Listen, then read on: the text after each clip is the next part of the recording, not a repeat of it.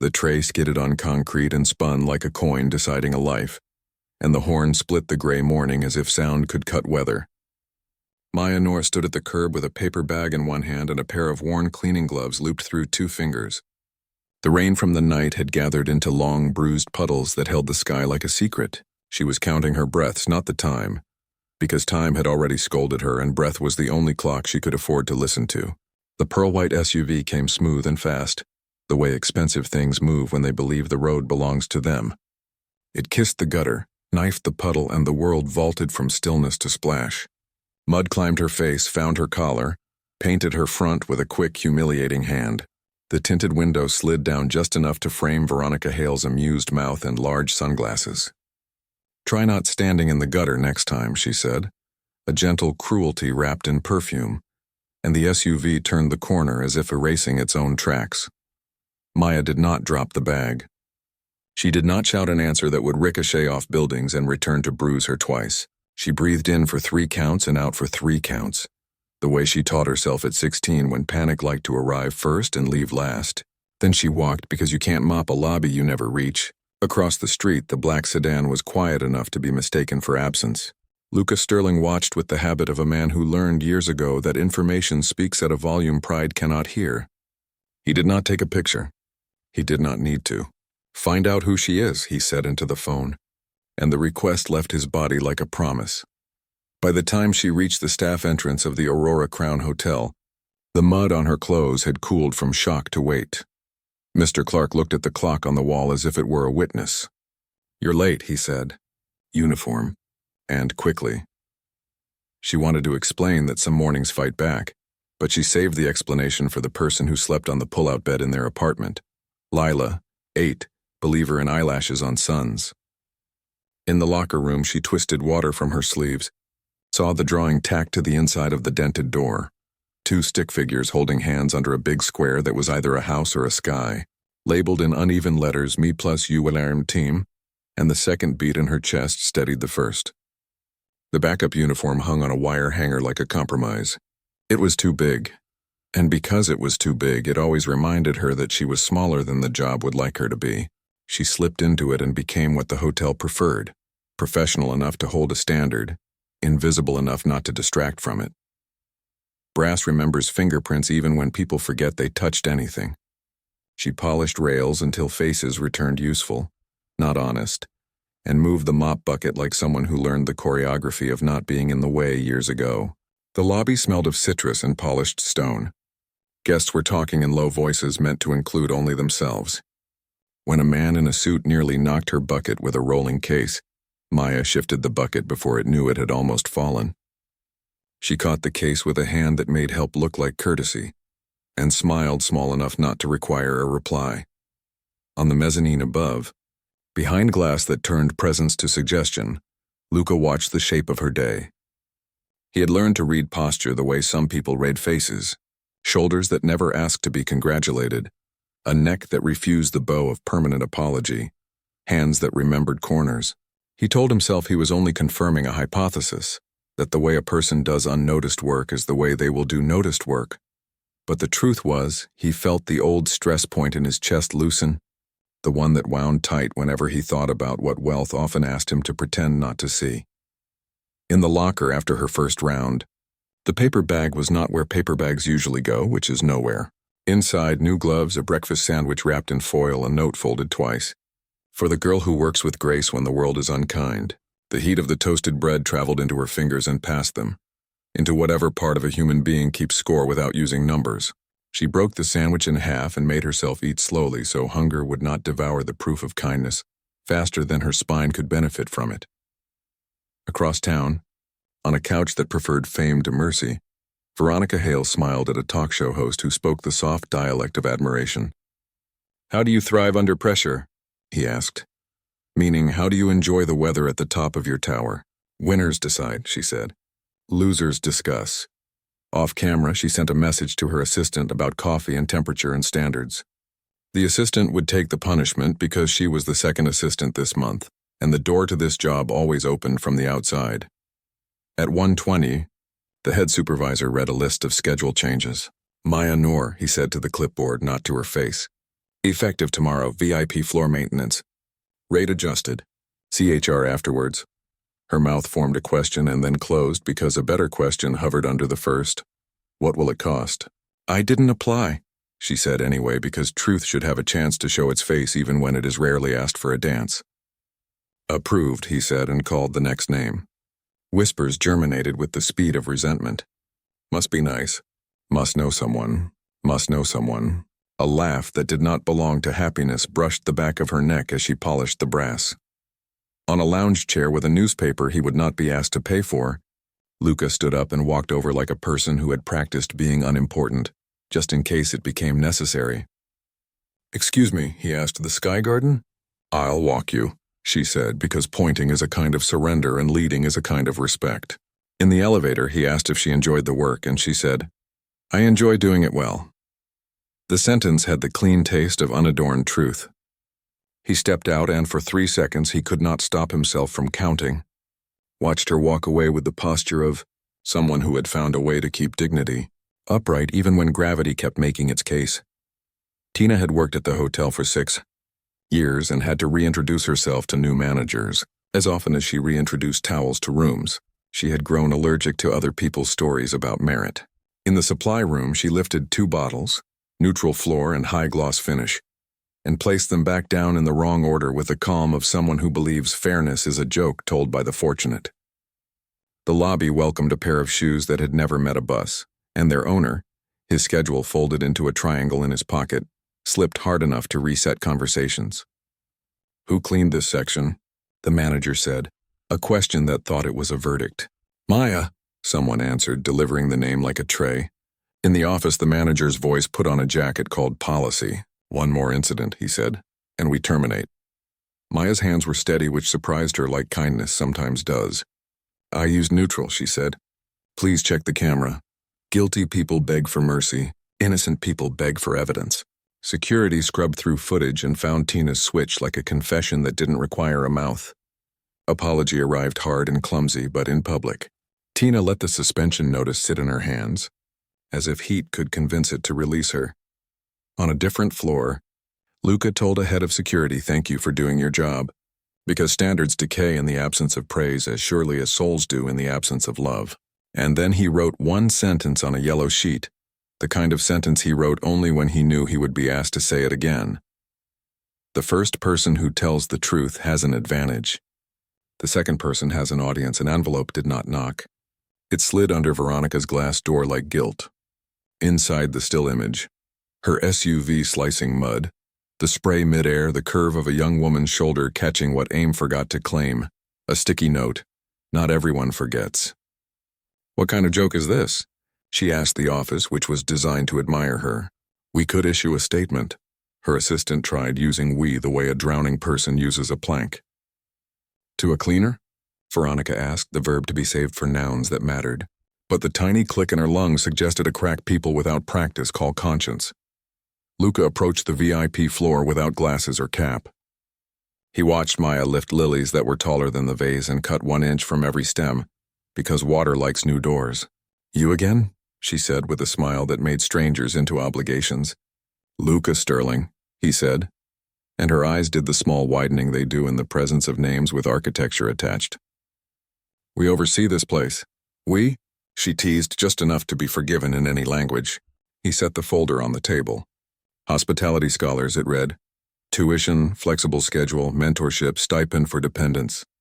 I didn't apply, she said for the 3rd time in a week, as if repetition could coach the world back into fairness. You already did, he answered. When? Every time you did the work without being asked to sell your dignity as a side dish.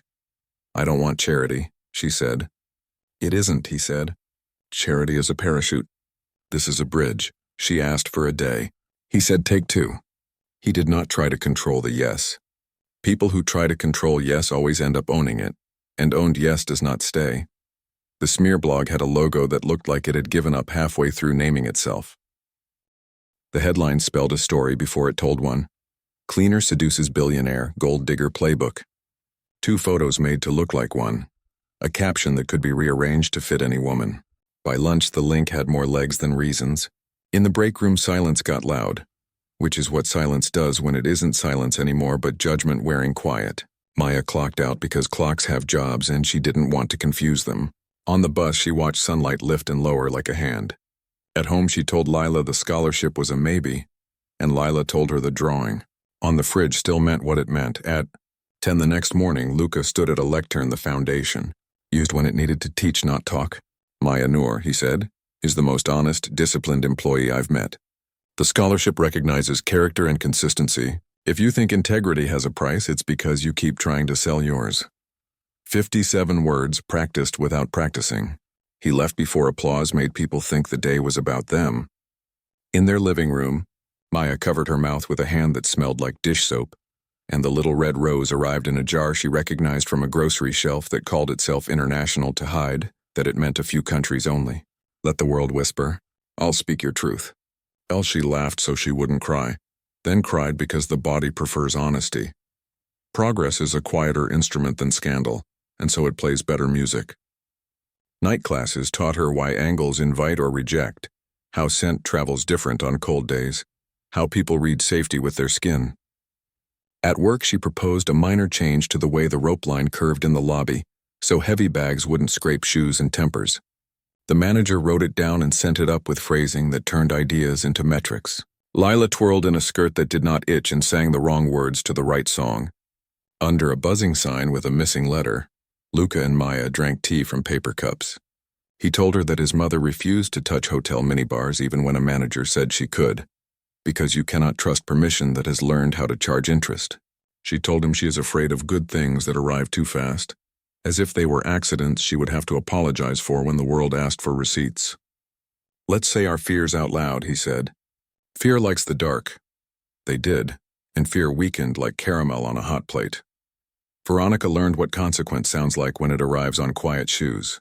Her father froze cards and suspended board privileges, and said the longest sentence he had ever said to her about the people who made their names possible. She called it unfair, and he called it arithmetic. In her kitchen, there was no coffee because assistants make coffee, and when assistants do not exist, coffee becomes a story about how often you missed your own life. She opened a window and learned the city again. The gala made chandeliers more sincere than usual. The Aurora Crown turned 20 with strings and glasses and a guest list that could teach a directory how to feel small. Maya's dress was sky blue without pedigree. She walked like posture is a right you earn by doing your duty. Tonight we honor not a celebrity but a standard, the host said. Applause began in the back where staff stand because work teaches rhythm first. Maya stepped to the microphone and held it like a tool, not a trophy. A year ago I walked to work in shoes that hurt and a uniform that hid me. Someone threw mud.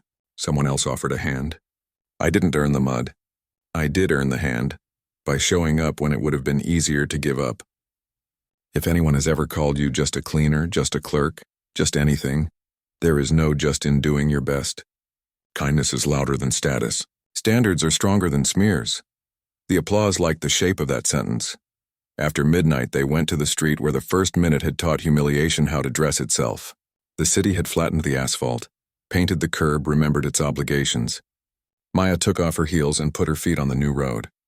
Luca did the same, not as a gesture, but as a decision about what company should feel like.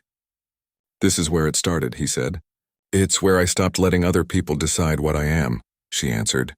They walked 12 slow steps and the quiet did the rest of the work. You saw the clue, the tiny red thread on Veronica's sleeve at the talk show. It wasn't thread. It was torn security seal tape from Maison Quatre, the boutique that prepares VIP gift bags for the Aurora Crown. The seal had a small embedded strip that catches light at a particular angle, a bright blush that cameras love. The shop's seal camera faces the curb. When Veronica yanked the bag half shut in a rush, the strip tore and stuck to her sleeve and the camera caught the reflection of a pearl-white SUV idling beside the shallow gutter. Timestamps are faithful servants when asked properly. The contractor trained to align images without making them lie stitch the times together, with the hotel's loading bay feed. The envelope arrived at Veronica's office not from Luca or Maya, but from the boutique manager, who knows what it means to watch expensive apologies arrive empty. Morning returned with administrative weather. An anonymous letter printed by a stubborn dot matrix that refused to retire accused the scholarship of resting on a form with the wrong date. The Sterling Foundation board scheduled a review with the calm of people who know paperwork can be asked to forgive, as well as to accuse. When the email pinged at 2:11 p.m., Maya was refilling water in camellias and Luca felt anger try to climb a wall inside him he did not want to maintain. He walked to where she knelt and said the sentence all hearts dread. "We need to talk." She listened and said that hospitals smell like metal and old flowers and that 3 days blur when the person who taught you your name coughs in a way that forces silence into your bones. "You don't owe me any of that," he said, catching the spiral before it decorated the room. "We'll fix this like grown people fix cruel forms." She nodded. If the board rescinded the award, she would keep working. "I don't deserve a bridge I can't inspect," she said. "You do," he answered. "You did. We just need the paperwork to learn what truth already knows." The receptionist at the clinic was not responsible for the delay, but still received the apology. That is the economy of institutions. The intake record reappeared like a modest hero. The caseworker's log clarified the date, and the board chair wrote a footnote that would prevent future mismatches from pretending to be lies. "Context is not a loophole," the memo said. An unusual sentence in rooms that often prefer policy to memory. The scholarship stood. Maya's shoulders put the news somewhere quiet in her body, where gratitude can live without making a mess. Veronica waited near the hotel entrance wearing sneakers that did not require a driver to exist. When Maya approached, Veronica swallowed the ending of 3 different sentences and found the beginning of a new one. "I owe you an apology," she said to the space between them. "I was cruel. Not just that day. I was taught speed and shine meant I was right. It made me lazy. I'm sorry." Maya did not gift absolution to a stranger who had not yet learned how to hold it. "Thank you," she said. "I accept. What you do next will matter more." Veronica nodded. She didn't post the moment. Not posting was perhaps the first honest thing she had done in public. Work does not wait for moral arcs to complete. At noon, Maya led a team through a new checklist she had drafted that turned tasks into standards so that dignity could thrive without supervision. She left a note in someone else's locker. For the person who keeps corners honest. At 3, she presented a pilot program for collecting staff ideas, and the operations manager realized he had mispronounced opportunity for a decade. At 5, she met Lila outside the school with tea and a string, ready to teach a better knot, because the world prefers to unravel and competence resists. Under the familiar sign with the missing letter, she and Luca sat and built the next episode like a weather report. Late rain, early light, a wind from the east carrying less dust than usual. He said he chose the quiet promise over the headline. She said she chose the bridge over the parachute. They smiled the way decisions smile when they recognize themselves in the other person's mouth. Listen, if this story gave you 1 degree of courage, like the video, write the line that stayed with you in a comment and subscribe. Don't lose the thread, skip, and you will miss the next clue and might make the wrong decision when the anonymous letter's author tries again. Share this with the person you know who keeps showing up when quitting would be easier. You didn't earn the mud. You did earn the hand.